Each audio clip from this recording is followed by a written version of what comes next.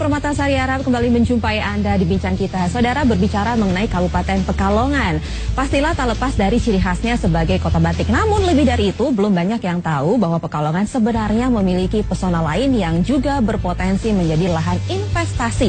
Lalu apa saja potensi lain yang dimiliki kota batik ini? Kita akan bahas lebih lengkap sesaat lagi hanya di Bincang Kita.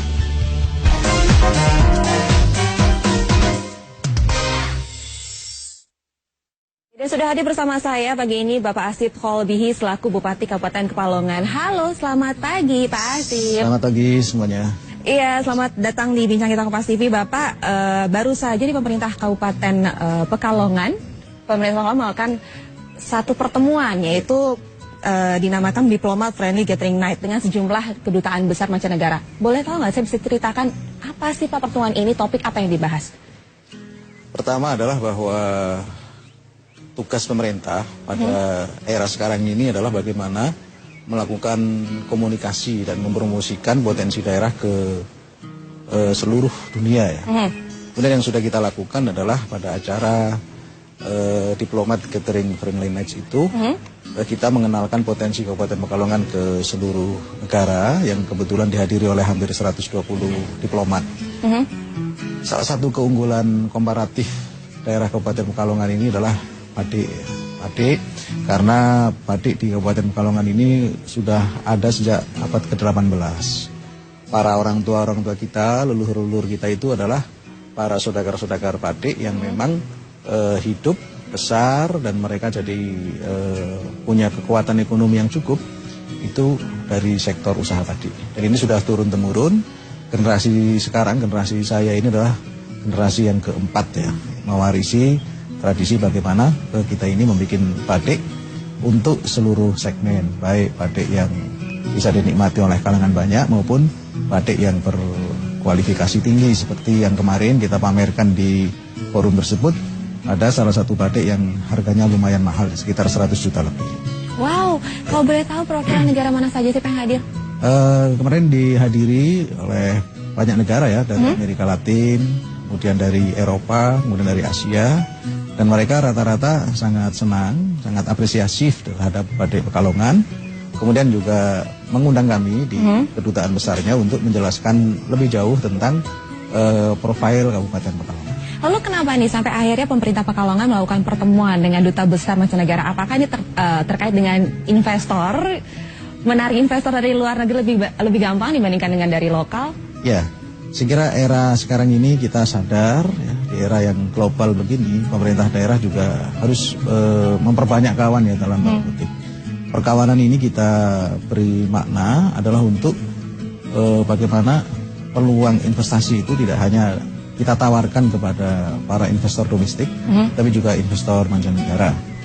Sebagian besar mereka sangat tertarik karena apa? Karena kita memang punya keunggulan komparatif. Ya. Letak Kabupaten Pekalongan itu di tengah-tengah Pulau Jawa. Kita letaknya 432 ke arah Surabaya dan 423 ke arah Jakarta. Jadi persis di tengah. Kemudian kemudahan regulasi sudah kita lakukan dan UMK-nya masih negotiable lah ya dibanding dengan Jabodetabek. UMK kita itu kisarannya baru sekitar 1,4. Ini saya kira memberi peluang cukup baik untuk iklim investasi ditunjang dengan harga tanah juga masih bisa kita terjangkau ya. Terjangkau. Oke. Lalu ada yang menarik di sini kalau potensi Pekalongan diberi nama The Beauty of Kabupaten Pekalongan. Kalau secara harafiah kita tahu lah The Beauty pasti keindahan dari Pekalongan. Apakah ada makna lain dari The Beauty of Kabupaten Pekalongan? Di balik keindahan eksotisme alam Kabupaten Pekalongan, memang The Beauty of Kabupaten Pekalongan ini kita narasikan ya secara jelas bahwa B-nya itu adalah batik. Kita tahu bahwa legenda batik ada di kami di Kabupaten Pekalongan karena kita punya ribuan pengrajin batik dan batik Pekalongan ini sudah dikenal di seluruh dunia. Di event-event internasional kita sudah mewarnai tentang bagaimana batik Pekalongan yang punya ciri khusus. Ya, pertama adalah dari aspek pewarnaannya, ini lebih berani, kemudian lebih cerah, ya, lebih bright, ya, lebih terang, kemudian lebih eye catching gitu ya. Eye catching. Kemudian ada pocket. Pocket itu kalau satu gambar itu bisa dilukis utuh. Kemudian pembikinannya itu tidak sembarangan ya. Kita mesti harus mengacu kepada fatsun yang memang ini sudah dipedomani oleh para pembatik kita. Kemudian kedua, kita punya ekoturism. Kita punya satu-satunya hutan alam yang masih tersisa di Pulau Jawa, yaitu hutan alam Petung Kriono. Hutan ini sudah kita kerjasamakan dengan Kementerian Kehutanan seluas 12.000 hektar. Ini nanti akan kita jadikan pusat ya, atau pusat edukasi, pusat penelitian terhadap pelestarian hutan. Karena di situ masih ada flora dan fauna yang dilindungi. Sekaligus juga kita akan mengundang banyak pakar untuk bagaimana bersama-sama kita menjaga hutan alam satu-satunya yang masih tersisa. Karena menurut data yang saya baca, hutan alam di negara kita itu degradasinya sangat besar ya. Pada tahun 80-an itu sekitar 9 juta hektar. Tapi sekarang tinggal 600.000 hektar dan 12.000 hektar yang di Pulau Jawa ini ada di tempat kita. Para penulis Belanda mengatakan bahwa Petung Kriono ini adalah paru-paru Jawa. Oleh karena itu akan kita jaga dengan baik. Kemudian kita punya ekoturisme, kemudian punya unik budayaan lokal, unik culture, kemudian juga agrobisnis. Ada beberapa kekayaan hasil hutan kami yang cukup banyak. Kita punya luas hutan pinus, kemudian hutan karet. Kemudian kita juga salah satu daerah surplus beras ya di Pantura Jawa ini. Setiap tahun kita surplus beras sekitar 25 ribu ton ya per tahunnya. Kemudian kita juga menawarkan kepada para investor ya, kami menyediakan lahan industri seluas 2.000 hektar di Pantura. Karena Pekalongan ini unik ya. Kita punya letak geografi dari 0 DPL ya, daerah permukaan laut, sampai 1.900 ketinggian di atas permukaan laut. Jadi punya pantai, punya area wilayah sawahan yang luas menghambar, kemudian juga punya pegunungan yang tadi, pegunungan kawasan Petung Kriono yang sangat eksotik dan alhamdulillah sudah dikunjungi oleh banyak wisatawan dari dalam maupun luar negeri. Yang utamanya adalah mereka melakukan penelitian juga karena di Petung Kriono itu sekali lagi masih banyak dijumpai owa Jawa, ya, habitat owa Jawa, elang Jawa, kemudian macan tutul, kemudian ular besar. Dan masyarakat sangat menjaga tradisi lokal mereka untuk melestarikan hutan, dan pemerintah punya komitmen kuat agar hutan ini tetap lestari, tetap hijau. Karena kalau pemerintah pusat dengan nawacita itu membangun dari pinggir, maka kami sudah komitmen akan membangun dari hutan. Saya percaya kalau hutan ini kita bangun, Petung Kriono ini kita bangun, paru-paru Jawa ini kita lestarikan, maka akan terjadi proses keseimbangan. Hari ini orang banyak berpikir untuk membangun daerah hilir saja. Pembangunan pabrik, pembangunan industri, pembangunan infrastruktur, semuanya adalah di hilir. Kalau kita tidak imbangi di sektor hulu, maka saya yakin Pulau Jawa ini akan semakin panas dan semakin panas. Berarti bisa dikatakan kalau the beauty of Kabupaten Pekalongan itu tidak hanya Raffi secara keindahannya saja, tapi ada kepanjangannya dari kata beauty itu ya. Ada batik, ekoturism, agrobisnis, unique culture, tourism dan your investment. Jadi masih ada lahan untuk, ayo dong, jadikan ini untuk investor datang untuk menaruh investasi di sana gitu. Pak, kemarin sudah melakukan pertemuan dengan duta besar dari negara lain. Apakah sudah ada rancangan kerjasama yang dibicarakan? Ada 2 skema yang sedang kita susun. Pertama adalah kita diundang oleh para duta besar untuk memperkenalkan Kabupaten Pekalongan secara lebih kompre. Jadi berkesempatan kapan mau datang ke kedutaan besar, kemudian memperkenalkan potensi-potensi yang ada di Kabupaten Pekalongan. Kemudian yang kedua, mereka anytime, kapanpun siap untuk diundang ke Kabupaten Pekalongan. Dan kami sedang merancang jadwal para duta besar itu kapan ada waktu, dan insya Allah kami akan menjadi tuan rumah yang baik. Kami akan mempersilahkan para duta besar untuk lebih mengenal Pekalongan. Dan targetnya, goalnya adalah ayo kita lakukan kerjasama ya. Karena sekarang memungkinkan pemerintah daerah itu melakukan kerjasama dengan negara-negara lain. Kembali di bincang kita dan kita masih akan membahas mengenai the beauty of Kabupaten Pekalongan bersama Bapak Asip Kolbi selaku Bupati Pekalongan. Pak Asip, tadi Bapak sempat menyebutkan kalau di Pekalongan ada potensi wisata alamnya, itu wilayah Petung Kriono. Ini merupakan salah satu hutan alam yang masih tersisa di Pulau Jawa. Apakah wisata ini sudah terbuka untuk umum sekarang? Ya, sekarang ini masih dikelola secara mandiri ya oleh kawan-kawan saya yang tergabung dalam kelompok sadar wisata para pemuda. Mereka mengelola banyak destinasi, terutama adalah air terjun, curug ya, waterfall. Ada 8 curug yang cukup terkenal dan wisatawan domestik lah itu banyak datang ke sana. Per minggu itu bisa sampai 6.000 orang. Nah, ke depan ini akan kita bangun infrastrukturnya karena aksesibilitas dari kota kecamatan Doro ke Petung ini memang perlu kita bangun sehingga nanti terkoneksi dengan Pegunungan Dieng.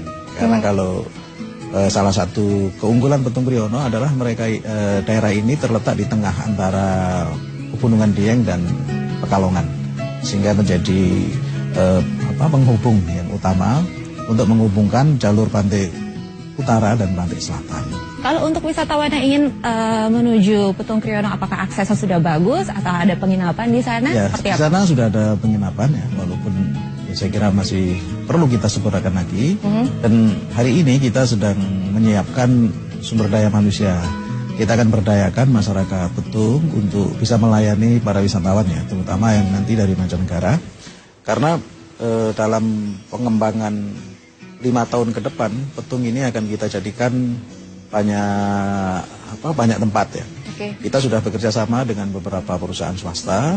Mereka juga ingin melakukan pembangunan bank genetik. Jadi akan ada bank genetika dari tumbuhan, dari flora yang ada di seluruh Indonesia. Banyak sekali tumbuhan-tumbuhan yang sudah punah, tapi genetiknya nanti akan kita kembangkan di Petung Kriono. Kemudian ada salah satu perusahaan swasta juga yang concern untuk mengembangkan tanamannya. Saya punya ilustrasi bahwa menanam itu adalah di hutan. Kita harus berpikir bahwa hutan itu dulu juga ditanam oleh para nenek moyang kita. Sejarah Petung ini kan tidak lepas dari sejarah Sailendra abad ke-4 dan ke-3 Masehi ya. Para leluhur kita, terutama dulu Raja-Raja Sailendra itu kan menanam hutan Petung dan menjaganya. Hari ini kita juga harus menjaga dan menanam menanam pohon di hutan kita. Sehingga 20-30 tahun ke depan, hutan ini kan ada space yang kosong, ada ruang yang kosong, ini akan kita tanam terus-menerus. Sehingga saya percaya 20 atau 30 tahun ke depan, hutan ini akan semakin hijau dan semakin hijau. Apakah memang ada produksi dari hutan Pekalongan ini? Kalau di Petung ini kan hutan non produksi ya. Walaupun ada hutan produksi sekitar 6 hektar, 5 sampai 6 hektar, tetapi hutan produksi pun nanti kami mintakan kepada Pak Gubernur dan Pak Bu Menteri agar hutan produksi ini tidak ditebang, tetapi hanya dimanfaatkan hasilnya saja. Oh, jadi tidak ada yang berkualitas ekspor ya? Saya akan jadikan zona Petung Kriono yang 12.000 hektar itu sebagai zona larangan tebang. Jadi kalau kita menanam, ayo tanam di hutan Petung. Kita hijaukan sekalian. Saya percaya dengan gerakan nanti akan kita adakan gerakan massal ya, action mass yang melibatkan puluhan ribu anak-anak kita untuk menanam di hutan kita. Jadi akan lebih baik ruang-ruang kosong yang ada di hutan itu ayo kita tanam kembali. Karena saya sadar betul bahwa ketika kita tidak membangun hutan, maka saya kira tidak bijaksana. Karena kita terlalu rakus dalam tanda kutip membangun di tingkat hilir. Ini harus diimbangi dengan membangun hutan kita. Oke, dan hutan Petung Kriono ini kan masih alami sekali ya Pak, masih benar-benar belum terjamah gitu bisa dibilang ya, menjadi hutan lindung untuk habitat satwa langka. Seperti Bapak sudah sebutkan tadi ada owa, ada elang Jawa, ada owa, elang Jawa. Itu kondisi satwa langka di sana seperti apa Pak? Ya, ada pusat konservasi owa Jawa ya, yang ini masih dalam tahap penyempurnaan karena ini binatang yang dilindungi dan hampir punah. Dan habitat hutan Petung itu sangat cocok untuk owa Jawa. Kemudian ada elang Jawa, kemudian harimau. Harimau Jawa ini masih banyak. Jumlahnya menurut data dari kehutanan itu masih sekitar 30-40 ekor. Ini harus kita lindungi. Dan yang paling penting lagi adalah kita bersama-sama untuk menyadarkan di tingkat masyarakat ya bahwa ayo ini mumpung hutan ini tidak rusak, ayo kita jaga. Menjaga ini lebih penting, tetapi kita akan ubah mindset masyarakat pula bahwa dulu dengan paradigma lama masyarakat sekitar hutan itu hanya mandek menonton aja, hanya bisa nonton aja. Ini hutannya bagus, ini hutannya hijau. Tetapi aspek manfaatnya tidak bisa dirasakan. Nah, sekarang kita mensinergikan dengan regulasi yang kita bikin ini, masyarakat sekitar hutan itu betul-betul akan memanfaatkan dan akan bisa menaikkan kesejahteraan karena mereka itu mengelola hutan dengan baik. Ada yang menarik juga dari Pekalongan, selain dikenal dengan kota batik, dengan potensi alamnya tadi ada Petung Kriono. Nah juga ini ada kota santri. Pekalongan memiliki pusat pengembangan agama Islam dan Hindu gitu ya, dari zaman Selendra. Apakah bisa dibilang juga kalau ini punya potensi wisata religius? Ya, kita memang punya beragam unique culture ya. Ada pusat-pusat pengembangan Islam di Pekalongan, tetapi pusat pengembangan Islam yang ada di Pekalongan itu terjadi sekitar abad ke-6 ya, tahun 1600, 1500 sudah ada. Tapi sebelumnya jauh ya, sebelum ada Borobudur itu di Pekalongan juga sudah ada pusat-pusat pengembangan Hindu. Jadi mereka ini ada sekitar abad ke-3 dan ke-4 ya, Masehi. Nah, karena nenek moyang kita itu berasal seperti itu, mereka hidup harmoni, maka walaupun kita ini kota santri tetapi menjaga harmoni antar umat beragama, kemudian saling menghormati walaupun ada pengemudi non muslim ya, seperti ada Kristen, Protestan, Katolik, Hindu, kemudian Buddha. Tapi ini bisa kita rangkul bersama untuk bersama-sama membangun Kabupaten Pekalongan. Tetap ada walaupun aja kita gitu dikenal ya, Pak, dengan kota santri memang mayoritas beragama Islam sekitar 98%, tetapi ini tidak menutup ya, tidak menjadikan masyarakat Kabupaten Pekalongan itu eksklusif memahami agama dengan pendirian yang kaku, tetapi tidak, mereka bisa bergaul dengan baik dengan seluruh penganut agama. Terima kasih Anda masih bersama kami di Bincang Kita, dan kita masih akan berbicara mengenai potensi apa saja yang ada di Kabupaten Pekalongan bersama Pak Bupati, Bapak Asip Kolbihi. Bapak, tadi kita sudah bicara mengenai kota batik, ada wisata alamnya juga Petung Kriono, wisata religi. Nah, sekarang sih harusnya paling penting dari Pekalongan itu adalah pantainya, Pak. Karena kan terletak di pantai utara nih, wilayah Pantura. Seperti apa potensi wisata pantainya di sana? Kita lautnya itu letaknya memang di Pantura ya. Ada 10 km panjang pantai kita. Dan dulu merupakan salah satu pelabuhan tertua juga sejarah itu. Jadi sebelum banyak pelabuhan yang ada di Pulau Jawa, maka Pekalongan sudah punya pelabuhan dulu. Sekarang pelabuhan itu kita manfaatkan untuk pelabuhan ikan. Seiring dengan perkembangan zaman dan dinamika pembangunan yang begitu kencang di wilayah Pantura ini, tentu kita menangkap momentum tersebut dengan membuka kawasan industri yang terletak di pantai utara Jawa. Jadi sepanjang 10 km itu ada 2.000 hektar yang kita peruntukkan untuk kawasan industri. Yang kawasan industri ini lokasinya sangat strategis karena terletak di dekat pantai, kemudian dekat pula dengan jalur Pantura, yaitu jalur Jalan Dandeles, arteri Pantura, dan nanti akan terkoneksi dengan tol Trans Java ya, Surabaya Jakarta. Sehingga pengembangan pantai dan pembangunan di pantai pun sedang kita lakukan. Hari ini sedang kita susun DED dan visibility study untuk supaya pembangunan ini harus memadukan harmoni, tidak merusak pantai. Kemudian juga yang paling penting lagi adalah tadi bahwa kita akan membangun dengan spirit keseimbangan ya, antara hulu di hutan, tengah karena akan kita gerakkan agrobisnis kita, kemudian pantai, nanti akan kita bangun juga industri perikanan. Sudah banyak para investor yang datang dan mereka tertarik untuk mengembangkan industri perikanan ya. Di samping industri tekstil, kita punya produk unggulan di samping batik, yaitu jin, kemudian sarung. Ekspor terbesar dari sarung ke Timur Tengah itu disumbang dari Kabupaten Pekalongan.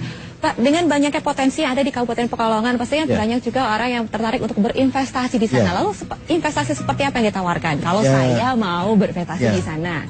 Pertama tadi kita akan mudahkan dari aspek perizinannya, deregulasi, kemudian kita punya lahan yang harganya masih terjangkau, punya tenaga, sumber daya manusia, human resource-nya tersedia, dan kebetulan sekali UMK-nya masih masih standar ya, artinya masih jauh di bawah Jabodetabek.